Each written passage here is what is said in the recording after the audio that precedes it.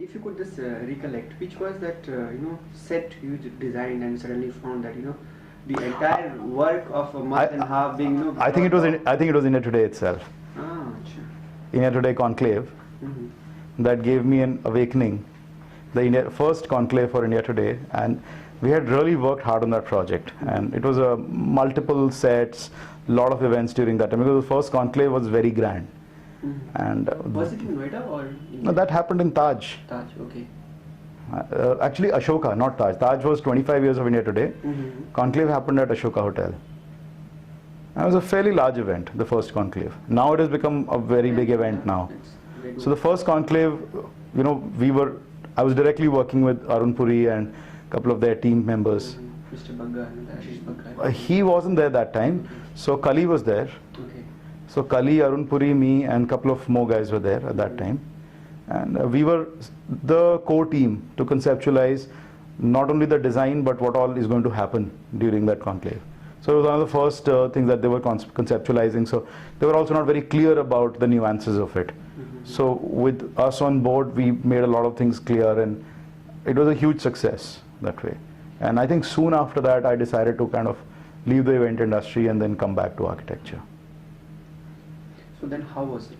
How was it transition? That was a crazy struggle after that, because when you quit your high-flying job and you want to start from scratch, it's not easy. I had no contacts, nothing. So in fact, that is a time when any project would have, while you can look, because you wanted to make money, you want to sustain yourself, so any project was a welcome. So I remember doing odd jobs like doing 3D renders for a Mark III Razor for McCann Erickson, because I was good with 3D softwares. One day landing up with a job with a developer, Omax, to say that they said we have a kitchen to be designed, and landed up at the site. In fact, they were looking for a kitchen contractor who can build the kitchen. So I landed up and they realized that I'm an architect. They said, why don't you give some design inputs into it? So I gave my design inputs, gave a concept, and they said, why don't you build it? So my first project was actually a turnkey kitchen for Omax, the Sona Road villas that were happening. That time, these international kitchens were not so much into the demand. It was way back in 2000, I think 2002 itself. Yeah, 2002 itself. So the international kitchens were not so much into the market at that time. So that, I remember me and my wife, we did a research on every component of kitchen, every hardware, every accessory, right from Kotla to every market, wherever you could pick up. So remember, we went into the bolt and screws and literally redesigned, or rather designed everything that came into the kitchen and make it into a very glamorous kitchen as such. So we had concealed lights, we had open the shutter, you have the light coming on, and all done hands-on, on site itself. So no machines, no factories. Picked up a bunch of carpenters because the budgets were low. And the design turned out to be an extremely good. First time I remember because I had come from the events industry, I knew certain finishes and paints, right from automotive paints to other things, which is Duco is very common now. But in the architectural industry, Duco or automotive paint was not so common at that time. So in event industry, it was quite common.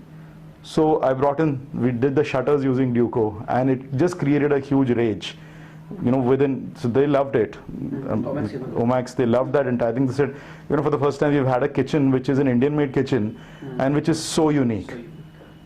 So it was a good experience, and from there on we did a couple of more kitchens for more clients, and then we thankfully started getting houses and bigger projects, and that's how the company started. Okay. So the company started in 2002? Yes. So what are projects have you done under the MOFA brand? Okay, so within this brand itself, we pretty much now touched every sector. We go from stadiums that we have designed, international level stadiums. We've designed a lot of institutions, colleges, schools. We've done hospitality projects like resorts. We have done a lot of retail projects. We have done a lot of high-end residences. We've done housings. We've done offices and office designs. So any sector that we yet have to touch airports and hospitals. But apart from that, I think our gamut is, we can design literally from a stadium to the seat of the stadium. So product design to a large scale project. And we have pretty much covered everything. We've done urban planning projects, so designing of cities in terms of, we've done a lot of reports. So Kerala National Games, the entire feasibility was done by us. Or Chhattisgarh Sports City, the feasibility was done by us completely. So we were working with companies like ENY or Grant Thornton, and we were working out, so we were the planning partners for them. We would give them the urban planning and they did the financial studies onto that. So the comprehensive report was given to the government every time. So now, from 2002, when you first did the kitchen project, to 2015, now towards the end of it, now your career began with, I was seeing architecture from a kitchen, and now you have almost touched upon all these things.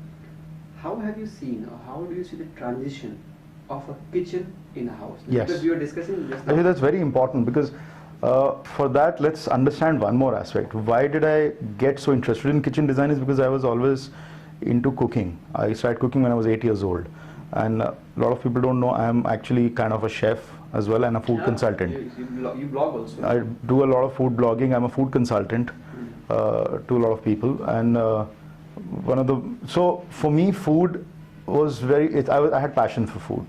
So when it came to designing of kitchen, I could design it comfortably because I knew how to cook. So it is very important when it comes for an architect to, when you have kitchen companies now, which are German companies or Italian companies, they came into India, and the kitchens that they brought in were based on a lot of cooking that happens abroad, how they cook. Of course, you have better chimneys now. Of course, the filtration systems are better. We can make open kitchens now. But still, how we cook, how we make our chapati, how we make our frying, there is a certain procedure to it, a certain way in which you move from one part of the other to the kitchen, to the other side. In that, it is important first to be able to cook all of that, then only you can design, because a lot of times an Italian designer would not know where to put the chapati maker and where to put the frying pan, If they are placed far away, within that span of 10 minutes when somebody is cooking, you need all of that. So to be able to understand the placements of everything, I mean, a kitchen company will come in with modules and they'll place their standard modules that this is the oven, this is the microwave, and this. But to be able to understand the sequence of how it goes in a kitchen, it's very important to know how to cook. And that's where it helped me. So when the first time I was, after a long transition, was doing a house, and we use these Italian kitchens, and I particularly use a couple of companies which are very good and they understand and they're very adaptable. I could work with their designers and exactly tell them that change this and change that, which in the beginning they were a little apprehensive. They said, do you think this is going to work? I said, I take 100% guarantee it's going to work because I cook myself. And ultimately, no design change happened in the kitchen. The housewives were happy, and the kitchen has come out to be very, very successful as such. So yeah, there is interesting intrinsic understanding, and I think the kitchens that are coming in from outside, they have a certain finish, they have a certain hardware. It's a whole industry out there. Right from how you put the screws, how you put it together, that industry in India at this point in time is lacking. I mean, we can design it, but people who are making right from screws to the board to the kind of paints, that whole industry it's not up to the mark that is there internationally. It's coming, it's happening here, but it's still in its nascent stage. And I think it'll happen fast because there are companies now which have started developing their own systems in kitchen out here. So it'll slowly happen. But no, like while discussing, you told that a kitchen is as complex as a house. Yeah. No, I would like you to elaborate on that. Okay. Complexity is that. Kitchen is not an accessory.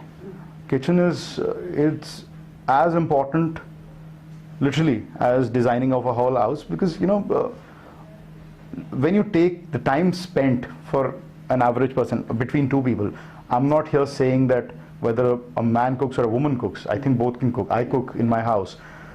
When you cook yourself, you spend a good amount of time. You eat 3 times a day, which means you spend that much time in cooking also. I mean, at least 3 times the amount of time you eat in cooking. And within a day, when you spend that much of time in a place like a kitchen, you start with the environment, you start with space, you start with light, functionality, look, feel, comfort, user friendliness, interface, all of those things come in.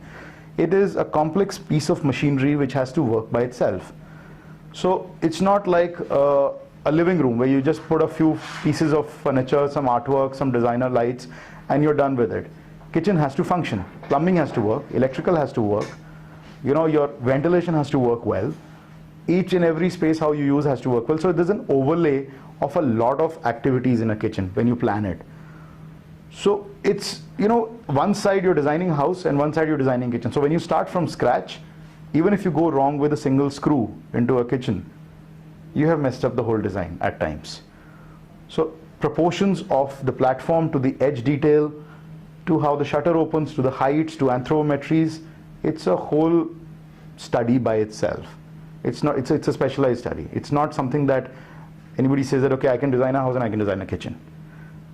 And more so when you're doing commercial kitchens. I'm doing commercial kitchens now for restaurants. I'm doing a couple of restaurants. It goes on to a different ball game completely, where you have to understand how chefs or the entire team of people in a restaurant work, because food has to be cooked in a matter of hours, has to be served in a matter of minutes. That efficiency can only come if the design of the kitchen is efficient. If the design is not efficient, then you can mess up the entire process of cooking. The moment you've messed up the process of cooking, you've messed up your way of living, and you messed up how, so your fancy living room or a bedroom will not matter at that time if you're not able to eat well. It's as important. That's how it is. I would like to know how difficult is the large scale projects then from, I mean, like how difficult is designing a whole township than a house? You know, I'll tell you a secret. Township is easier to design than a house. Okay. It's because in township you're not dealing with, you're designing for general masses. You're imagining a psyche of a mass and you're designing based on numbers. You're designing based on certain rules, parameters which you have assumed. You can't do that for a house. You can't do that for a house at all, because house you're designing for individual people. You're designing for psyches. So for you to be able to design an efficient house, you have to understand the psyche of the people you're designing for. So you literally have to get into their minds and deal with them on an everyday basis with decisions which come on almost an everyday basis, interactions, to bring them to a level where you want a certain kind of a design. It's far more complex to do a house that way, and that is what I have understood over a period of time. It takes me, it's more of a challenge for me, a bigger puzzle which I love doing.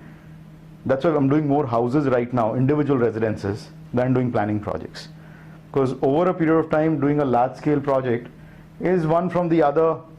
You know, there are parameters which you deal with and you kind of crack the code. The puzzle is not that interesting anymore, and it becomes a kind of a monotonous exercise from one school to another. I mean, of course, schools are different, but in a house, every house is different. People are different, backgrounds are different, how they live is different, their economic conditions, their locations, their culture, their religion. There are so many factors you have to deal with that it just keeps throwing googlies at you on an everyday basis when you're taking a design decision. One day you're dealing with somebody who's wanting absolute vastu, and another day you're dealing with somebody who's completely like a global traveler and says, you know, I want the entire world. I want my house how I saw Daniel Craig's house, or you know, how I saw Angelina Jolie's house. You don't want to do all of that. You want to do something which makes sense to his personality. So you have to kind of not only work on the house, you have to kind of work on his personality as well to make him realize that, you know, no, that's Angelina Jolie, that's you, and for you, you're a strong personality. The house has to reflect you and not that person. So how do you approach the client? You're asking for a trade secret? No, I've been lucky that the clients approach me a lot of times for a house, and they come to me specifically for how I take up a project and how I deal with it. So there is a certain way MOFA has done projects. We have a different way of looking at things. We look at things in a, you know, literally an out-of-the-box manner, where you put a problem in front of us and we will go out of that circuit and we'll see what all is there. So rather than just solving the problem, we look at how we make things better. How do we improve it to a level that it just goes on to a new dimension altogether. So to you know, give you an example where a lot of times, okay, Delhi has a thing of multi-family residences, joint families. It's easy to design a house for a couple of people, you know, standalone thing. When you have to design a joint family house where there are 3 generations living together, and there are about 8 bedrooms in a small plot of 500 square yard, by Delhi standard, it's small, but you know, to put 9 bedrooms, 3 families, 500 square yard, each one having their own individual needs, 8 to 10 members in a family, from kids to that, it is an extremely complex process. Everybody has to be happy. Mainly you have to be happy as a designer, because the kind of concept you thought about as an architectural statement also has to come in. So within that architectural statement, individual dreams have to be fulfilled. It becomes, for you to understand that, you have to literally step into their shoes. You have to become them. You have to become so close to them as friends that you understand the psyche, and they have to understand you. They have to trust you. So I work like a doctor there. I tell them that I'm a brain surgeon, you know. When you go to a doctor, you do not tell a doctor that prescribe this medicine or prescribe that medicine. You understand what the doctor wants. You go for those tests, you take the medicines, and you become all right. House is like that. I am understanding your psyche for a while now. In fact, even before I will start a project, it takes me a good amount of time to understand them, even before I draw a line. So understanding that psyche helps me understand what they're looking for actually. Because a lot of times, a lot of us are not clear for what we are looking for. It's a hearsay. We understand, okay, maybe I like this, maybe I like that. A lot of us are very indecisive about even what we wear and how we want to show ourselves. We are looking at how people think about us. For me, it's important to understand or make the person realize what they want and not what people want. Because in a house, you're not going to be happy living, which you have to live for years, unless the house is made as per how you want it completely. In fact, and that learning came to me from one of the Omax directors only. When I was doing his house, I had designed this elaborate dining room for him. A nice formal dining table, 12 chairs. And he sat down with me. He says, do you know how we eat? We sit on the floor and eat. He says, what is the point of you giving me this dining table where I'm never going to use it? He says, do you think we are going to change our habits, my parents' habits, just because we want this fancy design?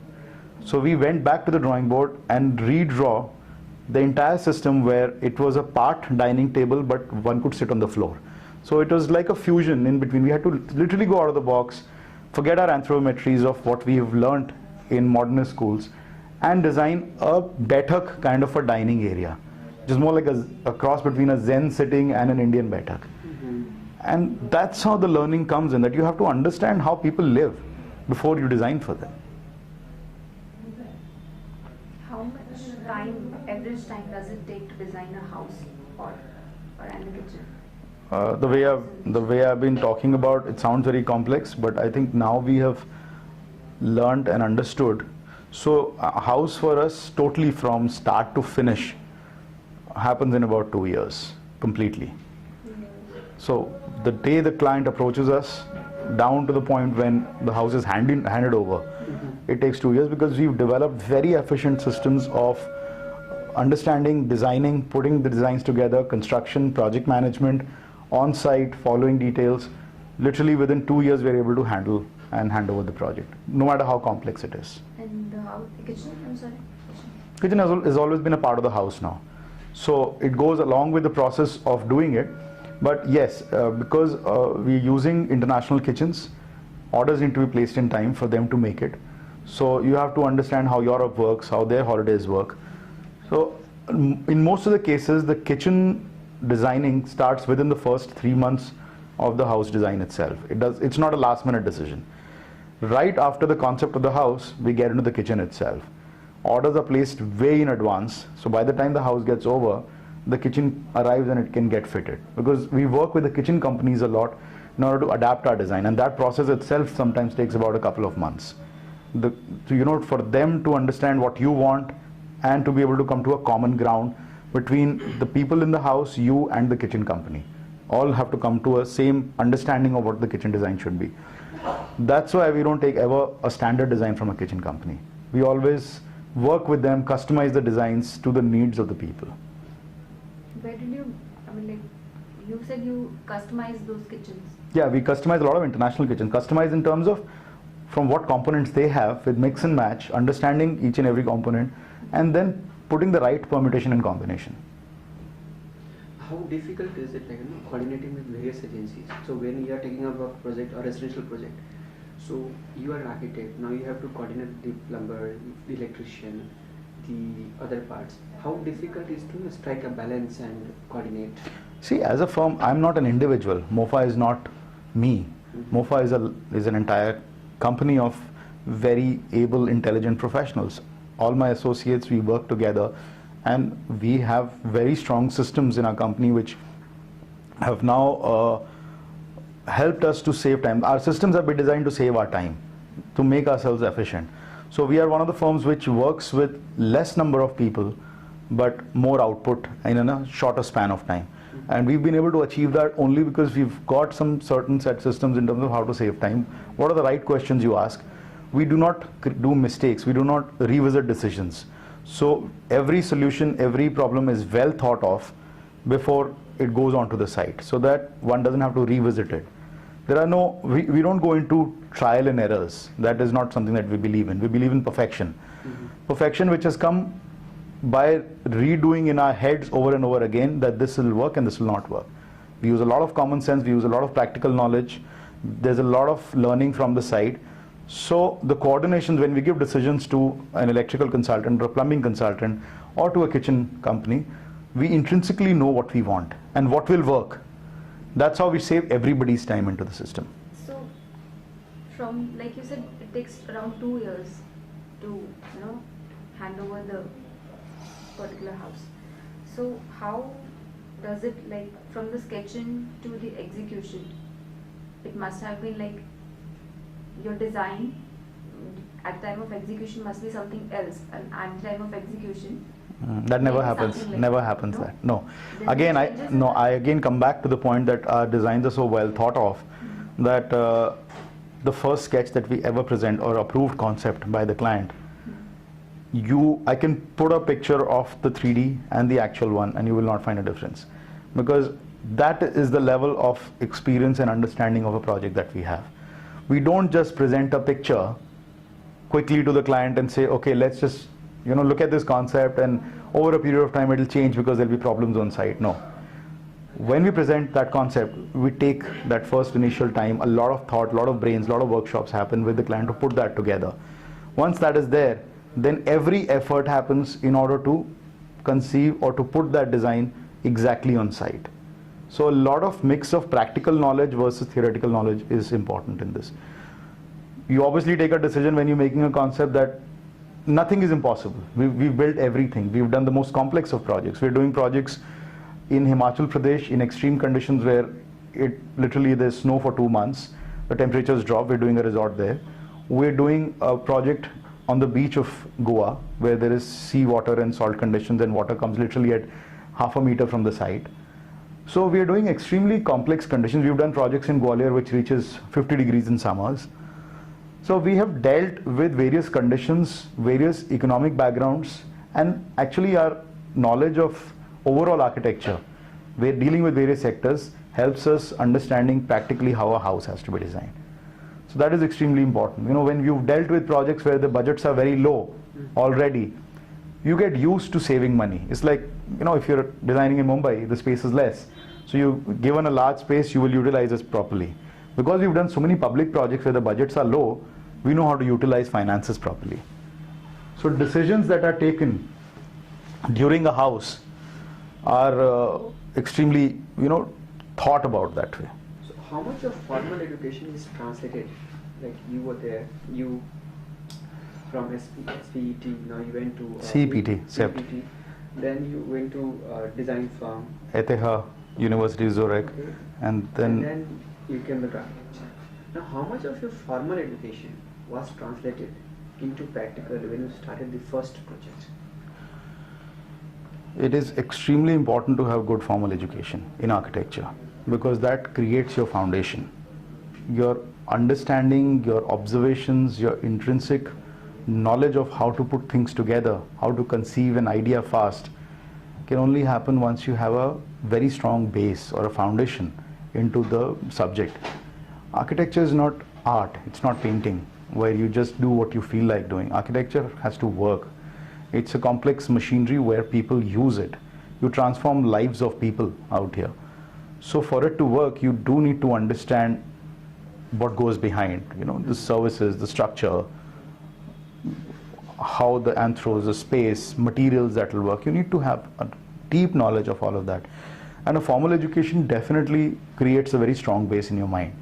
You may use a lot of practical knowledge. Of course, now for me is 50-50, you know, what I've learned and what is practical. But for you to be able to experiment, to innovate, to take risks in the practical world, you have to have a strong basis, a strong foundation of the formal education. Unless your feet are firmly on the ground, you can't fly. So that is very important. You use a lot of technology. Even during 10 of 10, one of you were showing that. Yeah. So now, how is technology actually changing the design? See, one has to go back to design, how design has been understood over the years. Yeah. Industrial revolution changed the language of design for this world. Mm-hmm. Similarly, the digital age completely changed the understanding of design for people. From that bulkiness, from that mechanical systems, we've come on to the digital systems, which are as small as a chip or nanotechnologies or various things. Architecture also gets affected by something like this. Mm-hmm. And more we're moving into this age of communication and the technology. Our houses are becoming more and more efficient. Architecture is becoming more and more efficient that way. Our way of working is becoming efficient. So we use a lot of that technology to kind of, right from making our designs efficient, we are able to take more complex decisions in a short span of time. So way back in 1950s, if concrete was a complex thing to deal with in India, when Corbusier did Chandigarh, computers were not there. They used to do a lot of things by hand. So the options, the kind of designs that would come in were limited to the mind of a single person. Yeah. Who would come up with a solution here. I mean, if he's a genius, he'll come up with a great design like Corbusier, or so on and so forth. But with the computers coming into it, with the programs coming into it, we are able to do multiple permutation and combinations of a far more complex nature in a short span of time. So we're able to see options. We're able to, and we are using a lot of programming and coding now into our designs itself, which means that one option that would take us about a week, probably 12 years ago, now we can do 20 options in a matter of 6 hours. That's the difference. And that gets translated on site as well, because once your drawings are efficient, then you're able to put a right side of fabrication drawings, how you make complex forms, complex shapes. You're able to produce very precise drawings which can be taken to the site, and that guy just cuts and welds and puts it together. So for a person on site, it's a mystery what he's building. We know what he's building, but for him it's just cutting of parts and welding together. But we have an overall thing in our mind what is going to come out. And a lot of times those guys on site get surprised by what they've created, because they've never imagined that this is what they're creating. They're just welding 1,000 pipes. But what happens with those 1,000 pipes, because there is a slight difference in each pipe, when they put it together as a whole, it becomes a complex thing to look at by itself. And if I were to zero down to kitchen design, Yeah. now what role does technology play? Because you are designing kitchen, you began with that, and you are a technology enthusiast yourself. What role is technology playing now to give a diverse look and a unique look to the kitchens? More than the look in the kitchen, it is important to understand efficiency of a kitchen, the space management in a kitchen. Companies like Blum and a lot of other companies who are doing hardwares are doing constant research in terms of how to make their hardware efficient and how to save that space within, like, even if you get a 1 inch extra space in your drawer, cumulatively you get 6 inches of space over 6 drawers, and that's a good amount of space saving in a kitchen. If the hardware that opens the drawer is as silent and as quiet, you save yourself a lot of stress later in terms of it. So there is a lot of innovation and technology in terms of making a kitchen efficient rather than the look of it. And in India more so with the kind of materials that we use, because I think the conditions here are much more rogue than what they are in the West. We use a lot of turmeric, we use a lot of oil, we have dust factor, we have everything that goes against in maintaining a design of any sort. The only material that can work in India is stone, but you can't make stone kitchens. We are also actually doing a research on doing a stone kitchen, a fully stone kitchen. Even the metal doesn't work, you know, because the scratches, the dust, everything. So the innovation and the technology or the research that goes in to create a kitchen design which is got as minimum maintenance as possible and as rough use as possible, because the servants in India are going to use the way they're going to use. It is a rough use, but at the same time, the kitchen has to maintain itself over a period of time. So it's the efficiency and the maintenance is where one goes into the innovation. Looks come later.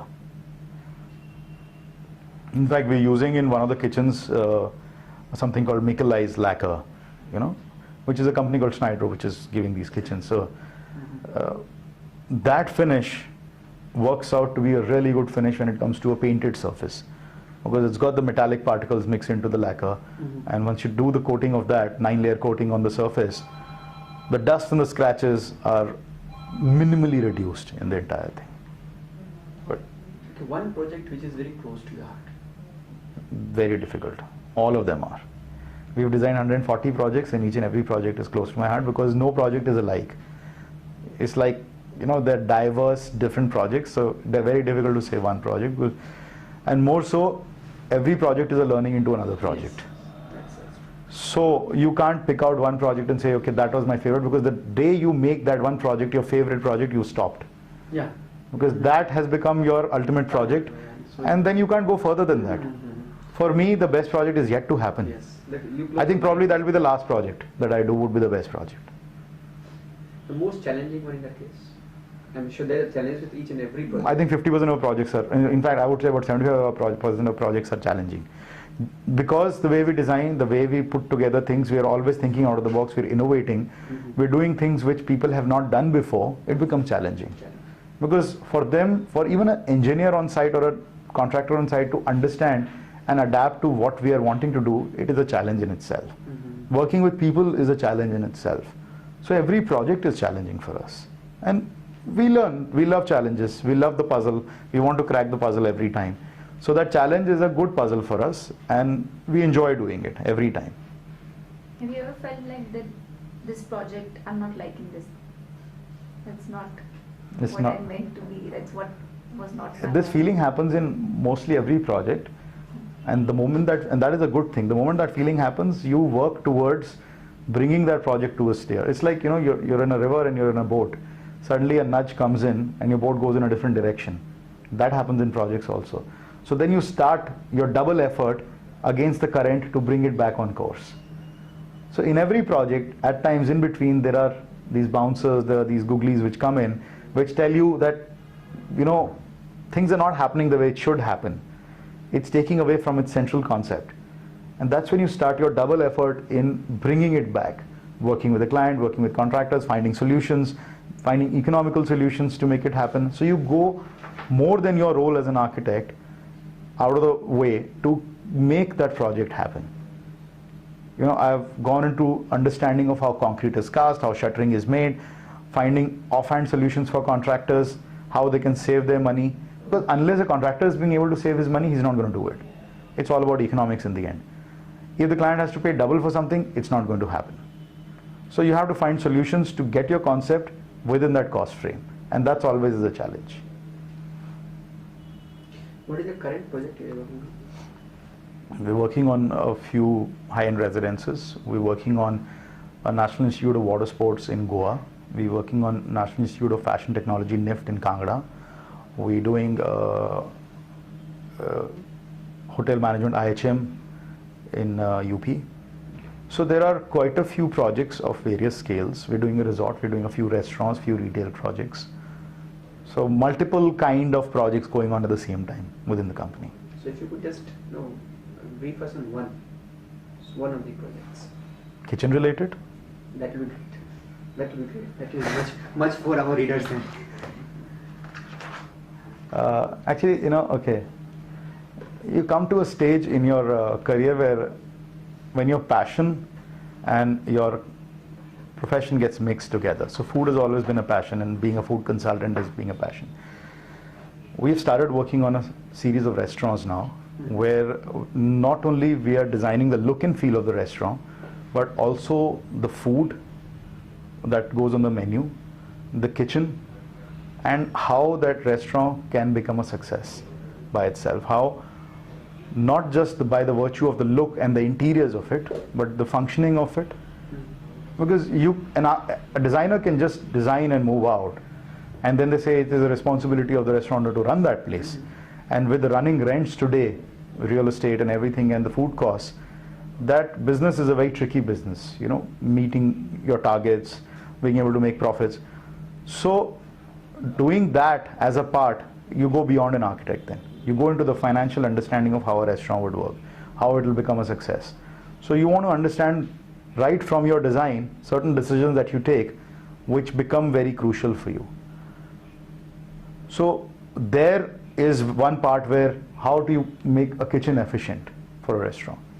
Even for a house, the same thing applies, because in a lot of cases, the clients that we are dealing with, I don't want to sound sexist about it, but a lot of our clients want the kitchens to be done for their wives, high-end clients, because they said they spend a lot of time in a house. So sometimes designing a kitchen is more important than designing the bedroom and the living room of that house. So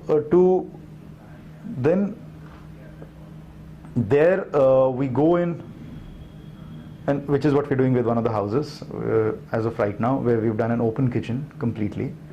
And open kitchen where we've incorporated a breakfast area inside, we've got a double height, we've got a skylight coming in.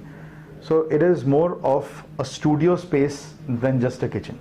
It's not a room where we fitted equipment. We started the house design with kitchen as the heart of the house. So with a double height inside the kitchen, how the pantry above connects to the kitchen down below, how the dining and the living space connects efficiently to the kitchen together, so that that lady who's working in the house, in that kitchen, can monitor the entire house very efficiently. You know, she can go back and forth, and at the same time, that kitchen is not a place where somebody thinks that, okay, I'm trapped out here. It's a place of liberation. It's a place where anybody kind of goes in and would love to stay there for a long amount of time. So that challenge to design that space is something that I'm really enjoying to do for this house we're doing. So what are the challenges? What is the challenge? The challenge in this case, of course, comes from not so much from the kitchen companies, but sometimes from basic understanding or perception. People think that, why do you need a height of 15 feet for a kitchen? Kitchens are done in 8 feet, 9 feet height maximum. But to create that space, to get that light from the top, to have that skylight, to have those various things into the kitchen, that perception and that understanding needs to be ingrained into every person in the family. More so with the male members. Yeah. Because for them, they want to spend money on the kitchen, they want to do a great job of it, but at the same time, they don't really want to get into the nuances of changing the set systems. You lose floor height. The moment you do a 15 feet, you lose a floor above that. So the question always comes that why shouldn't we have a bedroom above that? Why do we need this whole area, a double height? So to make somebody understand the importance of something like this, that itself is a challenge, but more so they understand, and thankfully the design is coming out to be wonderful. If you could say which kind is it and where is it? I can't give that. Okay.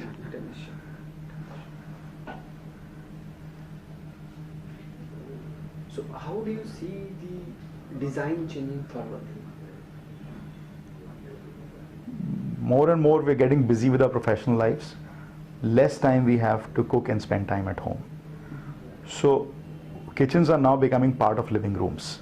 And for a lot of youngsters that we're designing, for youngsters who are mainly professionals, we are not designing separate kitchen, dining and living. We're designing one space where a kitchen is an open kitchen, part of the lifestyle area, right at the center like an island, and you have the living and the dining all around it. So they can cook, they can talk, they can interact, they can have their friends coming over, they have their parties there. It has become a lifestyle in itself. And by doing a good kitchen, which is sitting in the middle of the room, somebody who's not interested in kitchen or cooking, whether the husband or the wife, I think it inspires them to come at least once and cook an omelette out there.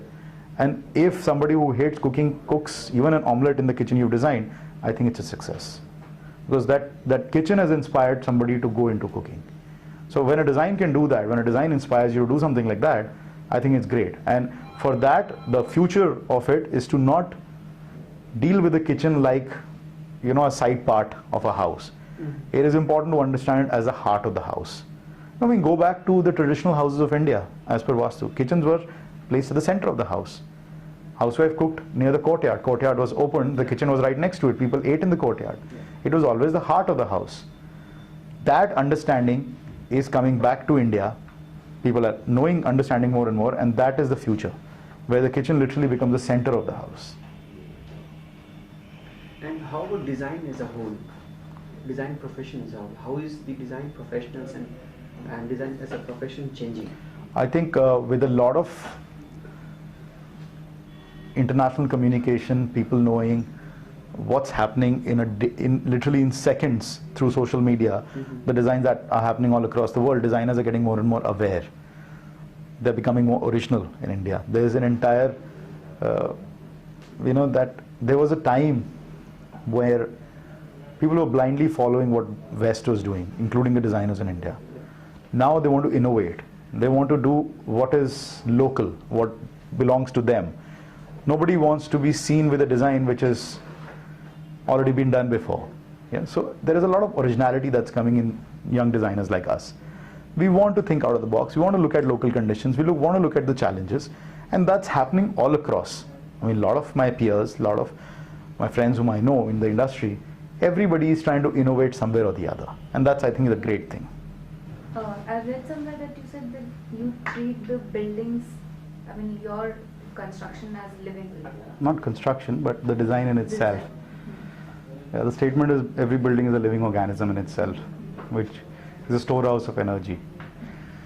Okay, so architecture is not a dead piece lying somewhere. It uses energy. People use energy inside it. People release energy inside. People release waste. So I think this world has seen enough wastage that has got produced by the human, whether it is through pollution, whether it's through the waste that we produce. We are, by the virtue of it, we're designed to create waste. We're designed to consume energy. If your house or any building that you spend your time in, I mean, most of us spend 80% of our time in some architecture or the other, not in the outside.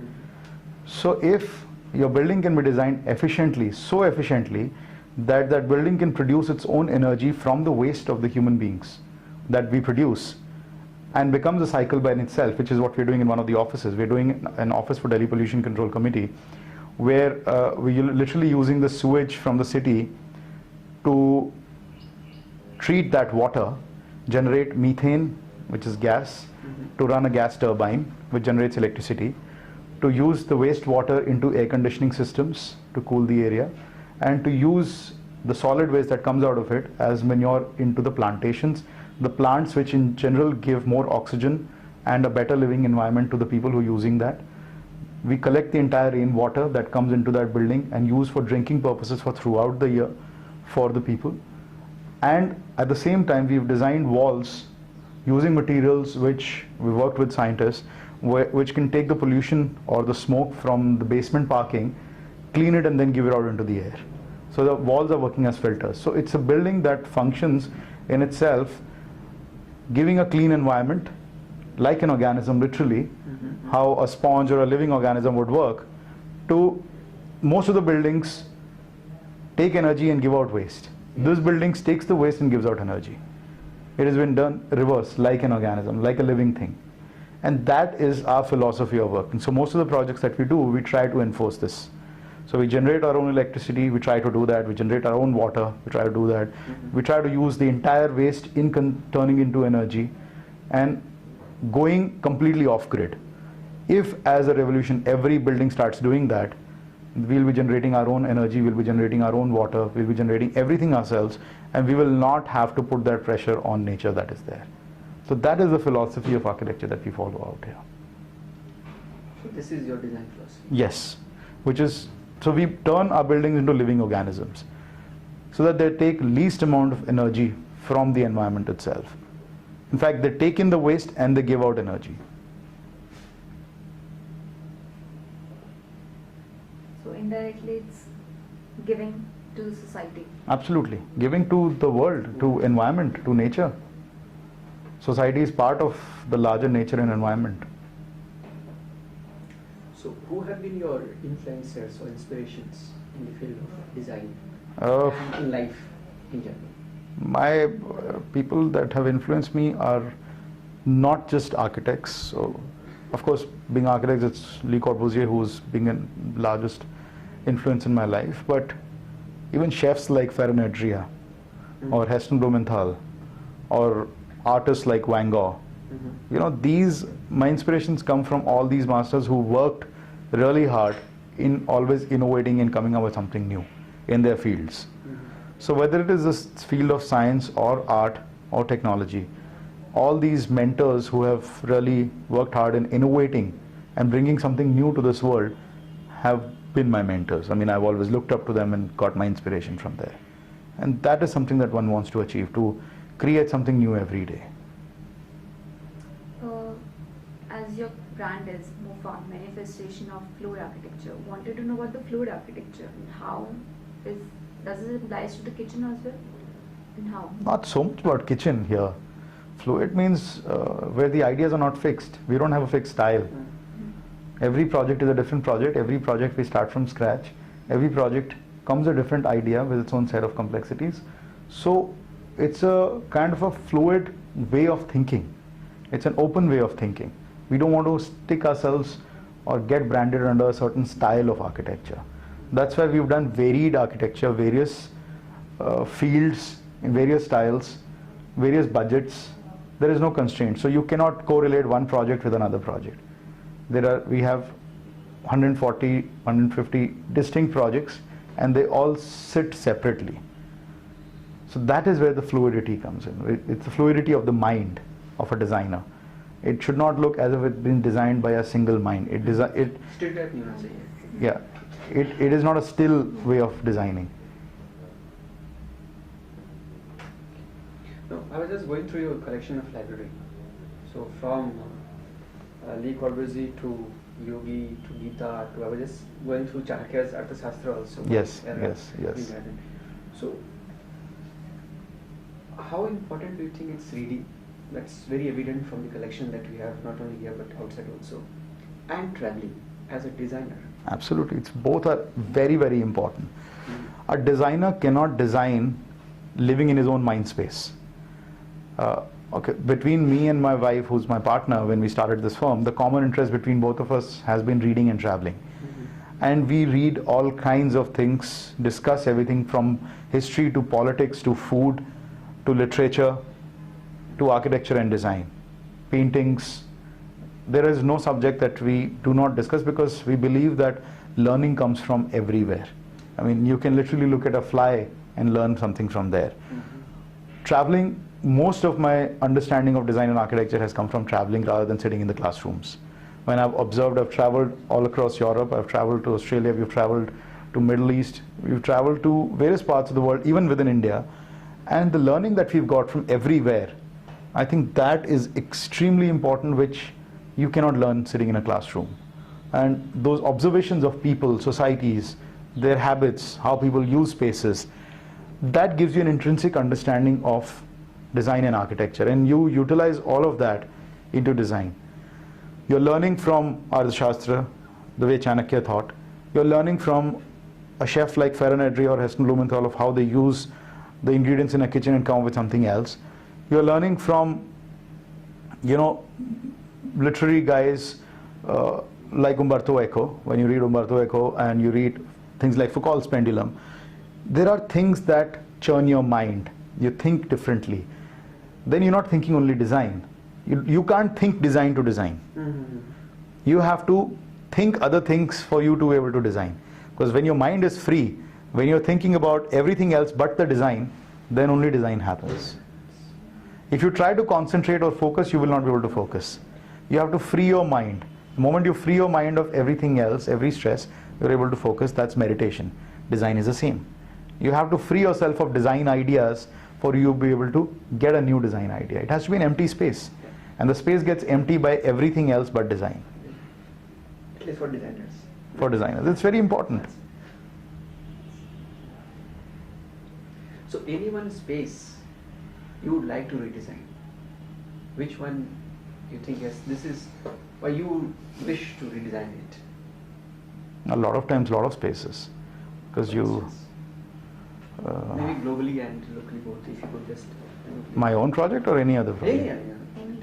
One, you have already done your projects. Tricky question, tricky. In fact, we have done this exercise. The place where we are staying, Tara Housing, was designed by Charles Correa 40 years ago. Yes. Tara Apartments was designed 40 years ago by Charles Correa, and all due respect to him, that housing today does not take in the lifestyle of people because it was designed 40 years ago. People have got 3 cars, people have expanded families, FAR in Delhi has increased, that housing spreads a lot. So we have already done an exercise within our office where we have made high rises based on the philosophy of Tara, of how Charles Correa imagined Tara and how he designed it. Using the same philosophy, we've gone a step ahead and redesigned it, freeing the ground space for green areas. So we've got only a 10% coverage on ground and 90% given as a green surface, added trees which are 5 times more as a design exercise, and taken the units higher so that you get fresher air the moment you go on top. But at the same time, the ethos of what he designs in his houses, which is of very culturally based, family based residences or community based residences, that is what Charles Correa's architecture for housing has been. We've tried to follow the same principles in a newer manner, given it a step ahead, looking at the lifestyles of people today. So we've done that already, and I think maybe sometime I can share that design with you. And we've gone into presentations, public presentations, a lot of critiques on that, taken opinions from a lot of senior architects in terms of what do you think this whole thing, if it's done this way. And most of them have appreciated and liked the idea of changing that into something like this. So maybe someday, never know. No, you are a very well-traveled person, so there must be a number of architectural delights that you must have been enthralled by. Wow. So if you could just name a few, ye design. One building that really has inspired me, and in fact, I have a tattoo of that on my hand. Huh? Wow. It's a plan of a church called Rochon, designed by Le Corbusier, very close to the border of France and Switzerland and Germany. So it's one of the iconic buildings of modern architecture, one of his projects in his final stages, where he broke all of his own rules and came up with something like this. And it's a phenomenal space. I spent an entire day out there from morning till evening, going in and out, observing it. I must have clicked about 800 photographs of the same area, same place. And this is one building which inspires me on an everyday basis. And that's the reason I got it tattooed on my hand, so that I can look at it every morning. Every morning I can look at it, to get inspired. That's the best way. You can't forget it ever. If you just say the name of that, the buildings. I'll give you the exact name. It's called Rochon, but so it's written as RONCHAMP. It's French. Mm-hmm. So the Church of Rochon. I'll give you the exact name for it and the location of it.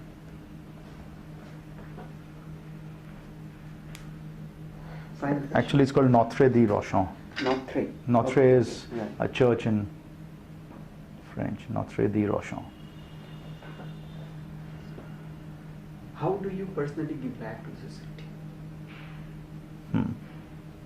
On a personal level. Or maybe as MOFA? Because see, we work with, we believe in a lot of collaborations actually. Design is not only a forte of architects. We work with a lot of sociologists, we work with a lot of artists, we work with a lot of product designers. We take up a lot of community projects. Recently we designed efficient dustbins for the city. which we won a couple of awards for, where we using the smart technology. So we've designed these dustbins which carry a chip inside in the lid itself, which every time somebody throws garbage into it, by the virtue of how much weight the garbage has, that RFID chip communicates with the metro chip in your wallet, because everybody these days carries a metro card. A metro card carries an RFID chip. So that instantly communicates and give you pointers for metro. So more garbage you throw in the dustbin, more points you redeem in the metro. So a lot of times your metro rides become free. This is the solution we've given to Delhi government to put these dustbins all over the city, which are going to be designed using recycled plastic, put on every street pole so that people don't have to look for it. The light is already coming from the top. And the moment you throw dustbin, you redeem points on a public transportation system. I think that return policy works best with people. Yeah. And as a prototype, we developed it, it worked really well. And these are the kind of exercises or small things that we try to pick up. We have taken up social causes that are becoming a huge nuisance everywhere, whether it's the rain, the farmers, how to protect their crops from the rain, or small factors within the city itself, and try to solve those problems using design. Because we believe that every problem has a solution through design, if you just give it a thought. So we put our ideas forward. Of course, a lot of times it gets caught up into bureaucratic circuits, but our job is to design, and we do that. Our job is to ideate, to come out with things for the society, and we continuously keep doing that from time to time. So we have our own research cell which does it. Have our own foundation which kind of looks into something like this, and we, from time to time, whenever we get time, we look up to take up these problems and come up with some design solutions and present it to the right people. Sometimes they get taken up, sometimes they become a theoretical thing. And what about this project of this dustbin one? Has there been a pilot project now? Not yet. We're still awaiting something, yes. I mean, somebody has to take it up. Delhi government, somebody needs to. But you have proposed it to the government? We have proposed it to the government. We proposed it during a competition. In fact, the competition was organized by India Today itself. We won the award for it as one of the best designed dustbins. During that time itself, it was proposed. But things take time. They don't time. So how do you motivate and manage your people? Because now it's been more than a decade and a half that you have a team now, and you say they're your partners, and as... I think MOFA motivates people themselves. People work for themselves out here. It's not a one-person run company. It's a democratic company. Everybody has decision-making power. Everybody puts forward their ideas. Even an intern out here sometimes can question me if I'm going wrong. And we give that liberty. We believe in openness of ideas, of intelligence, of smartness. We do not believe in bureaucracy of who's a senior and who's a junior. Everybody is equal out here. Everybody has brains, everybody can think, everybody is smart. And when everybody has brains and they can think, then everybody has the ability to question. And asking questions is a good thing. It's not a bad thing. More questions you ask, more solutions and more answers will come out. This is what this company has believed in. And that creates an environment for people to work. They want to come here. They treat it as their own company. They treat it as their own environment, and they take it as personal challenges when it comes to every project. It's not my project or his project. It's everybody's project. So everybody looks into it as their own personal project.